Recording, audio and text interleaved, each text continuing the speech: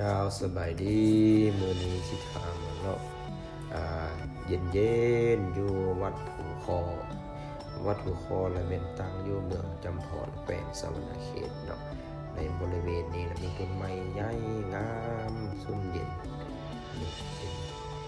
เป็นระเบียบดิต้นไม้ต้นไรนี่งามแล้วมันนี้เข้ามาในอันนาเพื่อนห้องว่าไอ้ยังอันนี้ว่าแจ๊กบอกหรือว่าอย่างตัวนี้ข้าพเจ้ากระบอกชีวิตเกิดประเด็นว่าซื้อเป็นอย่างโอ้โหใหญ่อลังการงานสร้างเลยตัวนี้นะเป็นหัวแจ๊กเพื่อนบอกหรือว่าสิ่งอย่างกะบอกเข้าใจมันได้และ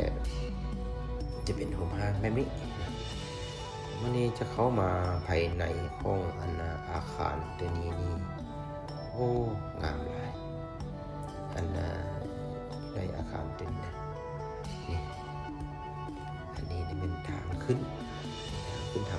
ทางในนี่มันจะเป็นเสานี่โอ้ที่เป็นไม้บ่หรืออีหยังตัวนี้มันกระโบจากมันเป็นสีแบบนี้มันกระโบกา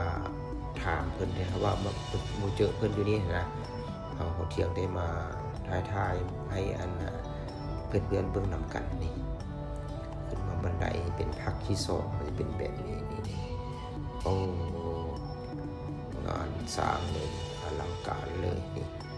มีพญานาคมีเทพเป็นธงเป็นคอมเป็นทุกสิ่งทุกอย่างอยู่นี่ต้นไม้ก็อยู่ในอยู่ได้นี่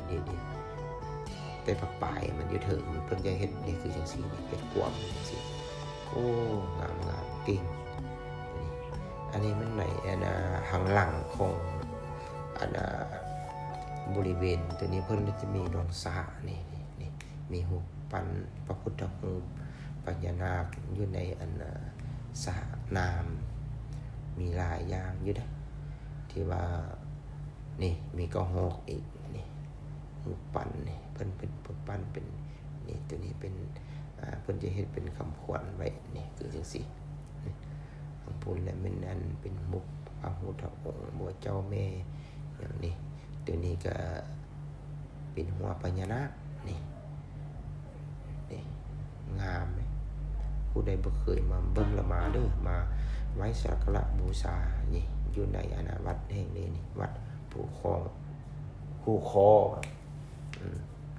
นี่ตัวนี้เป็นทางย่างไปงามหลายนี่จบ